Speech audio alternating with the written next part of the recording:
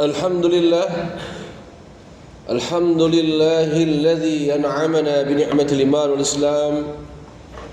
Asyhadu an la ilaha illallah wa asyhadu anna Muhammadar Rasulullah. Allahumma shalli wa sallim wa karrim wa azim ala sayyidina Muhammadin wa ala alihi wa ashabihi ajma'in. Fa ya ayyuha ibadallah ikhwanil muslimin al mu'minin a'azzakumullah. Usikum wa nafsi bitaqwallah fattaqullaha haqqa tuqatih wa la tamutunna illa wa antum muslimun.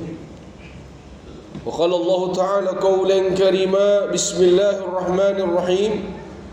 La yanalallahu luhumuha wa la dima'uha walakin yanaluhu taqwa minkum kadzalika sakhkharaha lakum litukabbirullaha ala ma hadakum wa basyiril muhsinin. Sadaqallahul azim wa ba'd. Saudara-saudaraku jamaah Jumat yang mudah-mudahan senantiasa dilimpahkan rahmat keberkahan dari Allah Subhanahu wa taala. Mudah-mudahan setiap langkah kaki kita menuju masjid menjawab panggilan Jumat siang ini tercatat sebagai bagian amalan solih kita, sekaligus ikhtiar kita meningkatkan iman, merawat takwa kepada Allah Subhanahu wa taala. Hadirin yang berbahagia, baru beberapa hari ke belakang dan saat ini di hari Jumat kita masih pada hari tasyrik perayaan Idul Adha. Walaupun hari raya Idul Adha secara syariah telah berlalu, secara tanggal sudah berlalu, tetapi harus kita ingat betul, bukan berarti setiap momentum keadaan seperti Ramadan, haji, umrah, salat, Idul Adha saat ini selesai kita laksanakan, hewan kurban sudah kita sembelihkan, amanahnya sudah kita bagikan, bukan berarti berhenti cara kita mengambil hikmah di dalamnya.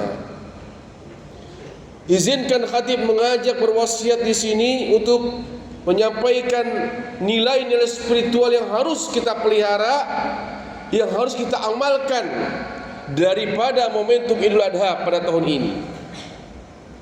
Sebab jangan sampai terutama kita yang kemarin telah menunaikan karena memiliki kemampuan harta, mengeluarkan harta kita membeli hewan baik sapi, domba, kambing, kerbau terbaik, kualitasnya bagus, sedap dipandang mata, dagingnya banyak, orang kenyang memakannya, tetapi kita lupa bahwa Allah Subhanahu wa taala tidaklah memakan dagingnya. Allah tidak peduli seberapa besar derasnya hewan yang disembelih oleh seseorang. Sebab Allah sudah tegaskan dalam surat Al-Hajj 37. Bismillahirrahmanirrahim. La yanalallahu luhumuha wa la dima'uha walakin yanaluhu taqwa minkum. Sekali-kali tidak akan pernah, sampai kapanpun, berapa kali pun, ribuan, jutaan hewan kau sembelih, tidak akan pernah sampai itu semua kepada Allah secara fisiknya. Walakin yanaluhu taqwa minkum, tetapi walaupun satu ekor dengan harga yang mungkin masih wajar, dengan kualitas yang masih bisa diterima oleh syariat, tetapi pancaran hati kita bersumber dari nilai ketakwaan, mengharap kedekatan kita kepada Allah melalui simbol kendaraan hewan kurban yang kita serahkan kepada para penyembelih pada masjid. Tetapi ketakwaan kita kepada Allah tidaklah selesai. Ada dua hal dari ayat ini yang ingin disampaikan secara spiritual, bukan ritual. Kalau ritual sudah selesai kita kemarin, tetapi spiritual ketakwaan tidak berhenti dengan berakhirnya Idul Adha. Walakin yanaluhu taqwa minkum, nilai ketakwaan yang sampai kepada Allah. Artinya ada dua hal yang ingin disampaikan oleh khatib di sini. Yang pertama adalah tujuan kita berkurban, baik kita yang memang melakukan mengeluarkan harta untuk membeli hewan, atau kita sekedar berkecimpung di dalam pengurusan kepanitiaan Idul Adha, atau bahkan kita sekedar menyaksikan, atau mungkin yang terakhir kita mendapatkan bagiannya yang diberikan oleh para panitia. Harus kita ingat, apapun aktivitas kita di hari raya Idul Adha ini harus bisa menjadi hikmah meningkatkan takwa kepada Allah. Harus ada pisau-pisau ketakwaan yang kita sembelih di atas leher kita. Apa maksudnya? Realitas Ismail yang dituntut oleh Allah kepada setiap muslim adalah sifat kehewanan dalam dirinya. Imam Al-Ghazali dalam kitabnya Ihya Ulumuddin telah mengatakan bahwa di dalam jiwa manusia terdapat banyak sifat-sifat yang saling berseberangan. Dua di antaranya adalah sifat buruk, memiliki sifat kehewanan. Yang pertama adalah sifat bahimiyah, sifat kehewanan. Apa maksudnya? Kita tahu hewan ketika dia makan tidak peduli yang dia makan miliknya atau milik hewan lain.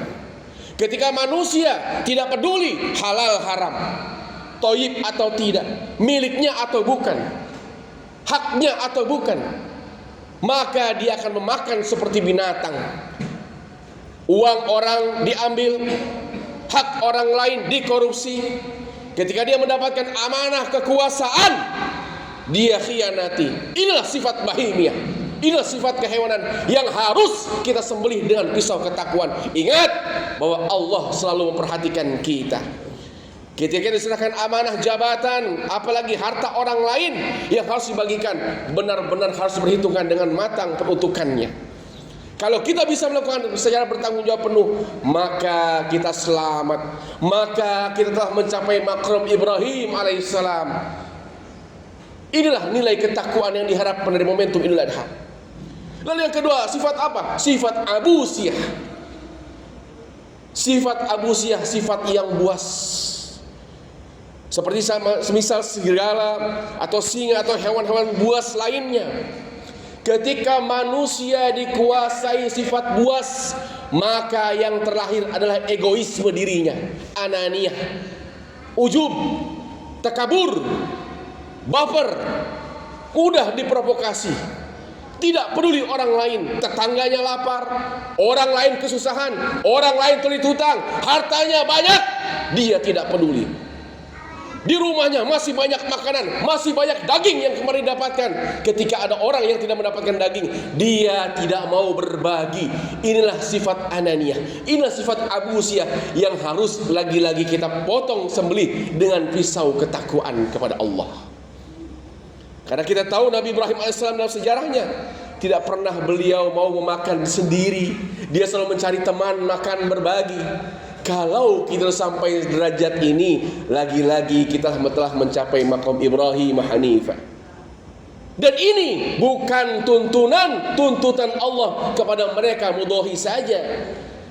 Kita pun yang tidak menjadi mudhahi tetap harus bisa melaksanakan nilai ketakwaan ini. Dan tidak berhenti di hari raya Idul Adha, hari tasyrik, sampai kapanpun ketika hadir sifat kehewanan dalam diri kita, segera kita sadar dan kita sembelih. Kadzalika sakhkharaha lakum litukabbirullaha ala ma hadakum, agar kalian membesarkan Allah ketika kalian mendapatkan hidayah. Wa basyiril muhsinin. Kemudian ketika kita sadar melakukan kebaikan, berilah kabar gembira kepada mereka melakukan kebaikan. Inilah tujuan daripada Idul Adha wa Asyurul Muslimin rahimakumullah. Karenanya sekali lagi, mari kita perhatikan, kita selami semesta jiwa kita waspadai diri kita.